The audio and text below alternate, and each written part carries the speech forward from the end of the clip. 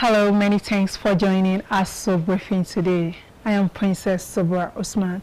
Out of stories. Minister of the Federal Capital Territory warns that ground rent defaulters in the city, there will be no further extension on payment deadline.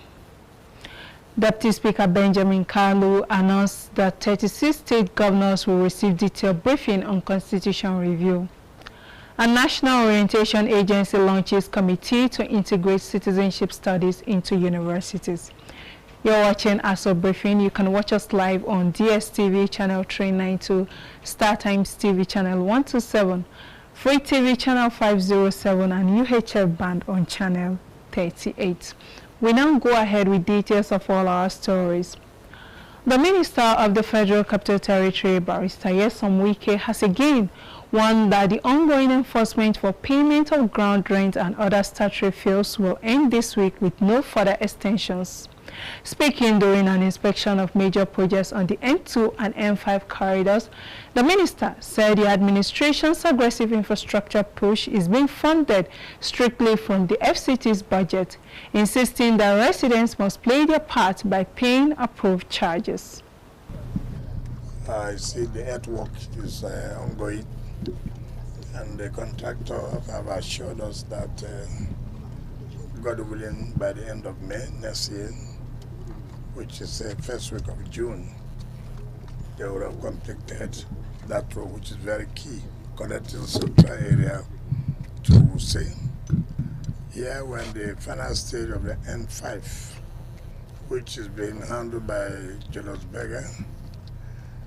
For those of you who are familiar, we have been here severally when this bridge was ongoing, but today we are on top of the bridge, and we have heard what the Julius Berger said. By January ending next year, they would have also handed over these projects. So we are hopeful. We are very happy with the quality of job done. Well, it's not a question of being quiet, it's a question of making sure that those who apply to run it, it's a contract, and so the procurement is ongoing. And then we also want to see the number of fleets that they have. We believe, by the grace of God, before the end of the year, that would have been rounded up. So it's a matter of getting things done very well the way it's supposed to be, by following due process. Certainly it has to, because I've always said that it's unfortunate that most Nigerians who complain do not want to abide to the rules. You realize that when we started this enforcement, there was a presidential intervention to give them 2-3 weeks more. But it's more than 4 months now, and we cannot carry out these projects without people paying their taxes. So we did also make publications of extending and extending and extending. And of course, they like to rush. If you don't go and enforce it, nobody will go and pay. So we believe that this is the last time. We're not going to extend any further. Of course, you know what has been done. If you have not paid the seal of the premises, because the property then will become the property of the FCT administration. The chairman of Abuja Municipal Area Council, Mr. Christopher Zakami Kalangu, has extended humanitarian support to victims of a recent devastating and forceful eviction in Kuchibena community of the Federal Capital Territory. Demonstrating concern for the affected residents, the council donated essential food items and relief materials aimed at cushioning the immediate hardship faced by the displaced families. The items distributed include bags of rice, beans, cartons of Indomie, cooking oil, and other essentials. The relief materials were presented on behalf of AMAC chairman by his senior special assistant on projects, town planner Stephen Jacob Garki, and received by Tanko Yamao, the former coordinator FCT Satellite Town Development Department, who accepted them on behalf of the displaced indigenous people. Speaking during the presentation, Town Planner Stephen Garki reaffirmed the Council's commitment to the welfare of its citizens, particularly by the indigent population of AMAC. He noted that the donation was a temporary intervention aimed at addressing the immediate food crisis triggered by the destruction of their ancestral homes and means of livelihood. He said the forced eviction, which rendered many families homeless, is deeply regrettable event, adding that AMAC, under the leadership of the chairman, is dedicated to ensuring that no indigent or residents suffer unduly. He further urged all stakeholders to adopt peaceful and humane approaches in resolving land-related issues moving forward. In his remark, Tanko Yamao expressed gratitude to AMAC chairman for the timely intervention and described the gesture as a demonstration of responsive and compassionate leadership. To the National Assembly, the Deputy Speaker, House of Representatives and Chairman, House Committee on Constitutional Review, Benjamin Kalu, has announced that all 32 state governors will receive a detailed briefing on the progress of the National Assembly's constitutional review this week. The Deputy Speaker made the announcement in his opening remarks at the second joint retreat of the Senate and House Committees on Constitutional Review on Monday in Abuja. He said the legislature remains committed to producing a review constitution that genuinely reflects the aspirations and expectations of Nigerians, as he urged speakers of the Houses of Assemblies to rise to the occasion and ensuring that every amendment passes through. As we all know, Section 9 of the 1999 Constitution as amended requires that all alteration to the Constitution must be approved by at least 2/3 of the House of Assembly of the Federation. This means that no matter how brilliant, how necessary, or how popular our amendments may be, they will not become law without the support of at least 24 out of 36 states' Houses of Assembly. Deputy Senate President Jibrin Barau, in his remark, praised the renewed commitment of lawmakers as they reconvene to advance work on the amendment bills. He urged members to remain focused as the assignment enters its final phase, expressing confidence that the bills will be forwarded to state legislatures before the end of the year. The purpose of this meeting is to approve the positions reached previously and to receive reports from the subcommittees constituted to take further legislative actions on some of the bills and the issue of state and local government creation that were referred to these two committees. Our National Assembly correspondent Rosemary Kokotega reports that Monday's Joint Committee is another inch closer to the December 2025 deadline by the National Assembly to conclude the review of the 1999 Constitution. The Ad Hoc Committee of the House of Representatives on Economic, Regulatory and Security Implications of Cryptocurrency Adoption and POS Operations in Nigeria has voiced deep concerns over the increasing fraud linked to point-of-sale operations and the infiltration of unlicensed crypto-related activities in the sector. Chairman of the Ad Hoc Committee, Mr. Olufemi Bamishile, speaking at the resumed investigative session with fintech leaders, POS operators and representatives of regulatory and security agencies at the National Assembly, said recent engagements with stakeholders expose profound gaps within the country's fast-growing digital finance ecosystem. The committee, according to him, received multiple reports of unprofiled agents, cloned terminals, anonymous transactions, and weak know-your-customer practices, which he warned are putting Nigerians at serious risk of financial loss, cybercrime, and security breaches. The lawmaker also, among other concerns, queried what he described as a disturbing trend of POS operators venturing into digital assets and cryptocurrency services without regulatory approval, stressing that such activities pose major threats to consumer protection and national security. He, however, assured operators that the engagement was not confrontational, acknowledging that the industry also faced challenges such as fragmented regulation, overlapping mandates by government agencies, policy inconsistencies, and multiple compliance requirements.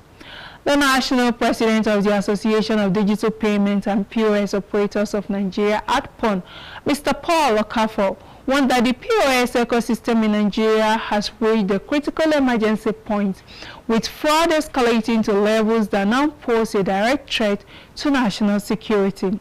He outlined 3 key measures ADPON once implemented without delay to restore order and rebuild confidence, which includes mandatory Nigerian Police Force cybercrime clearance certificate for all POS operators, mandatory CAC registration for every POS business to ensure traceability, and mandatory membership of recognized trade associations to enforce discipline, training, and self-regulations. The committee is to continue its interface with regulatory institutions, fintech actors, and security agencies in the coming days before submitting its final recommendations to the House. A non-governmental organization known to advocate for good governance, Community Structure Foundation, CSF, has intensified efforts in educating the citizens on free and fair electoral process in Nigeria. National Coordinator of the CSF, Engineer Daniel Balarabe, while briefing journalists in Abuja, stressed that safeguarding Nigeria's democracy requires halting any slide towards authoritarianism and setting a clear course towards the 2027 elections. Oluwapelumi Adeyemi tells us more. A community-based organization known as the Community Structure Foundation for Good Governance organized a national summit to reawaken and mobilize Nigerians in adhering to the progress and development of the country through credible, free and fair elections. The National Coordinator, Community Structure Foundation, Engineer Daniel Balarabe, emphasized on the key measures in ensuring a credible election. The purpose of our coming together is actually to mobilize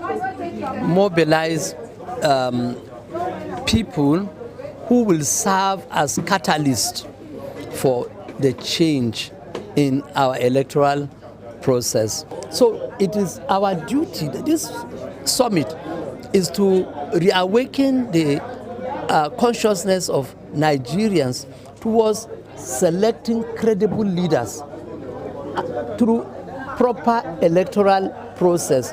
How? By ensuring that, yes, they register to be voters. 2, they vote. 3, they protect their votes. It is not just casting your vote and then going back. No, you stay to make sure that the number of people that voted reflect on the electoral documents. Former Governor of Anambra State and 2023 presidential candidate Peter Obi, represented by Chief Peter Ame, stated the importance of accountability during elections and urged citizens to shun manipulations of electoral process. You can't have accountability and transparency when people walk through the window to gain access to government. If people get elected through the normal channel, through the normal process, they will be accountable to the people. One thing that I'm very sure, in my many years, over 20 years of practicing in this multi-party democratic environment, is to make sure that all our elections are conducted in one day. If our elections are conducted in one day, it will reduce voter apathy, it will reduce pressure, and it will reduce cost of conducting the election by 50%. Speaking also at the summit, Action Democratic Congress ADC chairmanship candidate Dr. Moses Paul and other dignitaries urged Nigerians to unite by shunning all forms of electoral malpractices. And that's why when people speak about vote buying or vote snatching or rigging, young people must wake up and look beyond that. It is in time like this that patriots must have to wake up. There is no giving up. And one of the things that is affecting us is voter education. It's affecting us a great deal, where the citizens, the voters are not educated enough to be able to stand up, believe in something. Then what you are likely to have is what you are saying. I believe that is something that needs to be properly articulated. The Community Structure Foundation for Good Governance reiterated its commitment in reaching out to a large number of citizens by educating them on the importance of making right choices of candidates during elections. By Lumi Adeyemi, Aso Television News. We go on a break, and when we return, we'll bring you business and more story. Do join us after the break. For decades, Africa has remained on the cusp of fulfilling its unmatched potential. But there was always a missing piece. That missing piece is ease of access. Once connection and commute within the continent becomes truly seamless, the limitless glory of the mother continent will be unleashed. And now, through the Nigeria International Air Show, that gap is about to be breached and Africa's aerospace culture is about to be transformed forever. The Nigeria International Air Show holds at the Nnamdi Azikiwe International Airport, Abuja from December 2nd to 4, 2025. Book your attendance now at www.nigeriaairshow.ng/attendees. For sponsorship and partnership inquiries, call +234 915 557 0049 or send an email to inquiry@nigeriaairshow.ng. Nigeria International Air Show, giving wings to the Pan-African dream. Welcome back. Moving on, Nigeria's preparation to host the ACI Africa Regional Conference and Exhibition in September 2026 gained momentum on Monday as Aviation and Aerospace Development Minister Festus Keyamo received the Secretary General of the ACI Africa, Ali Tonsi, in Abuja. A statement by the Minister's Special Advisor on Media and Communication, Tunde Moshood, said the ACI Africa delegation, accompanied by top FAN officials, assessed Nigeria's readiness for the major continental aviation event. In his remarks, Mr. Tonsi reaffirms Nigeria's strategic role in African aviation and expressed strong support for the country to host next year's conference. Minister Keyamo assured the visitors of Nigeria's full commitment, saying the nation has the capacity and infrastructure to deliver a world-class event.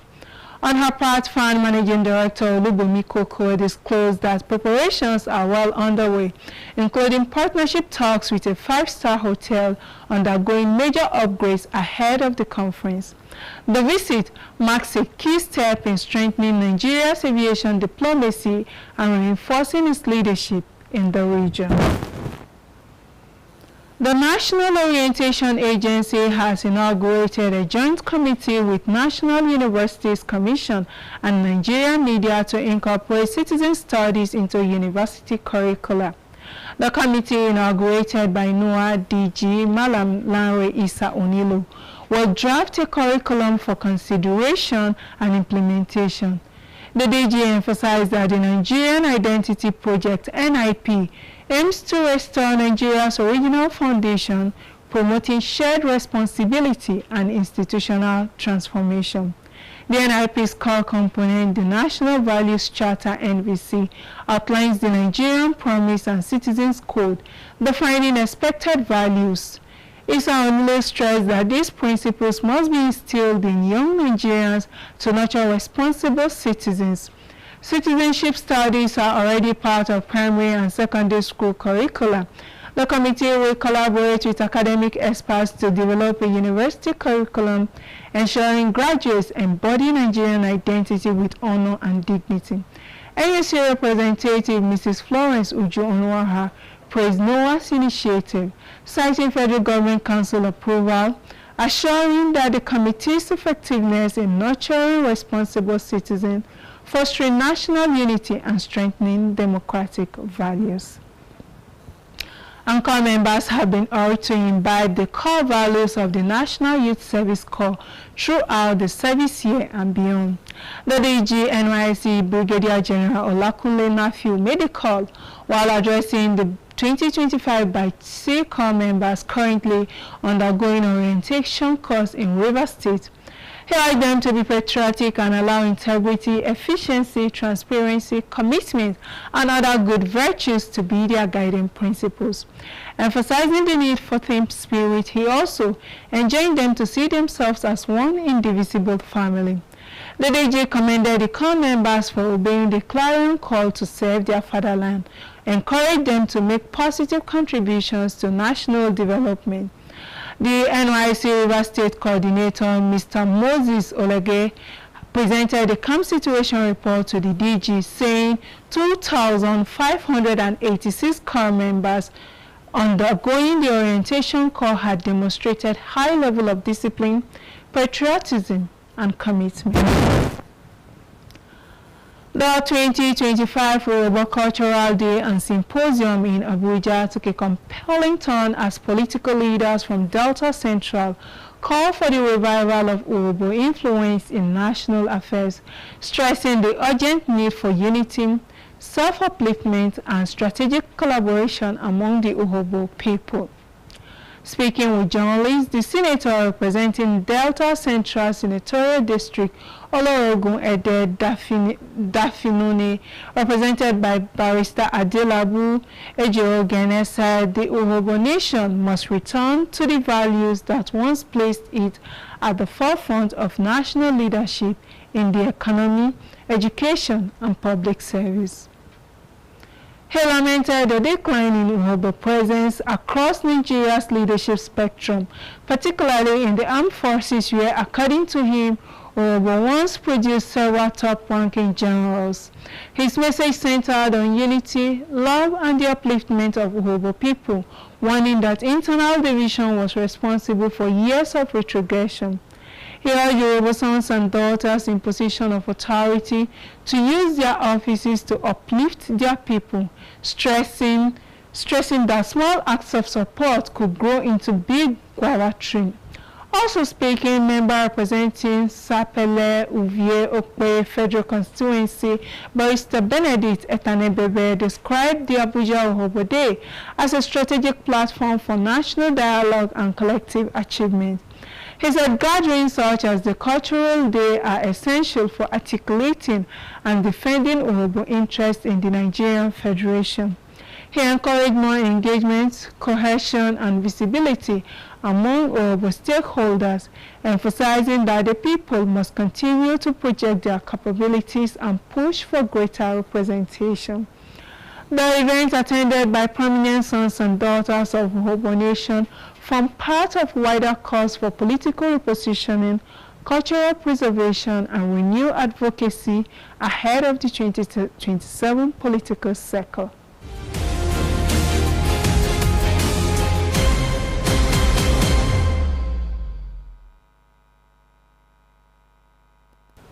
And on business, Nigeria has achieved a landmark trade milestone with the official recognition of the Nigerian National Accreditation System, NINAS, as signatory to the Africa Accreditation Corporation, AFRAC, Mutual Recognition Agreement.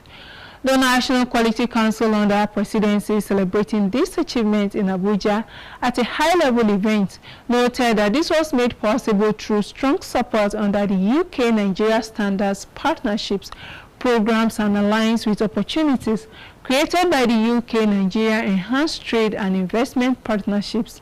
The NQC added that this success strengthens Nigeria's integration into global value chains and opportunities for business and consumers alike, while reinforcing the UK's commitment to inclusive trade through initiatives such as developing countries' trading schemes. Speaking at the event, the UK Director of Trade Policy and Market Access for Africa, Hannah Barbosa, acknowledged that the UK is proud to have supported Nigeria's journey to global accreditation through the UK-Nigeria Standard Partnerships programs. And this achievement opened doors for deeper UK-Nigeria collaboration across sectors such as healthcare, food safety, and industrial services. Attendants include the key stakeholders like the Director and Regional Director, Angola West Africa, UK Department of Business and Trade, Mark Smithson, Project Manager, Standards Partnership Program, British Standards Institution, Ricardo Benvenuti, Director of NINAS, Mr. Celestine Okanya, and the Chairman and Chief Executive of National Quality Council, Osita Oboloma. This collaboration ensures that NINAS accredited assessments are now accepted across Africa and globally through International Laboratory Accreditation Corporation, ILAC, and International Accreditation Forum (IAF) frameworks, removing technical barriers to trade and unlocking new market access for Nigeria businesses. Hainan in China is opening up a new era for the global market. That is according to the 15th five-year plan from 2026 to 2030, which placed the Hainan Free Trade Port (FTP) as it focused on institutional opening up, innovation-driven development, and high-quality growth. Chinese President Xi Jinping had emphasized the importance of developing the Hainan Free Trade Port to a high standard, describing it as a crucial gateway for China's new era of opening up.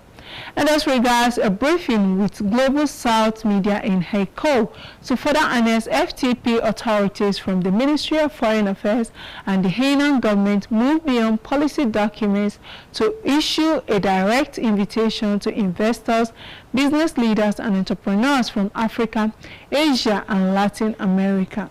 They noted as concerning Africa that key step is being taken for the establishment of trade, facilitation platforms, and policy dialogues between Hainan and African countries, including Nigeria, to streamline agricultural export like cocoa and sesame. Joy Annie reports that 15th five-year plan period is considered a crucial stage for Hainan, as it will be the first 5 years during which the island-wide independent customs operation will be fully functional come December 18, 2025. And that's Aso Briefing for today. Many thanks for watching. I am Princess Sobra Usman. Good afternoon.